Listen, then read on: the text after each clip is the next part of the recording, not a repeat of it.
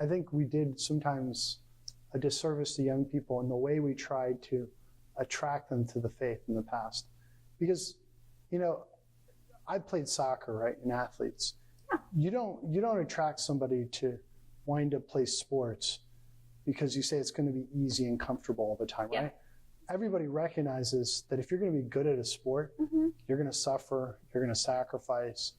And when you master it, that's like one of the greatest feelings in the world. Absolutely. But that comes after a process of discipline. And that's what the traditional mindset was. Yes. If you wanted that spiritual mastery, there was an amount of discipline. There was fasting, there was penance. And this wasn't just like we hate the body. Like that's what I think the modern, it's like, it's funny, my sister and I joke around about this a lot. We talk about it where people accept up and down. They'll eat the weirdest things in the world for physical health. But, heaven forbid that they fast for a couple of days for spiritual reasons. Right.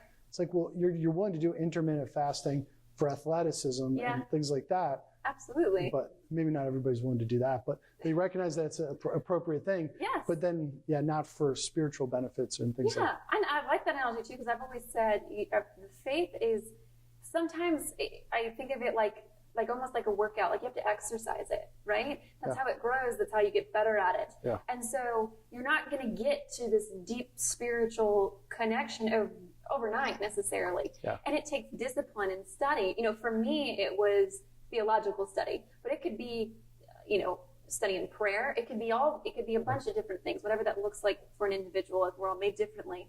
But I've always said that, I schedule, prayer time, because I get busy and I'd like to think I'll just, pray when I feel like it.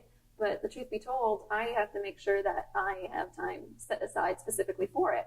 And, and I, start out small and greatly I'm like, oh, I kind of can't wait to pray now.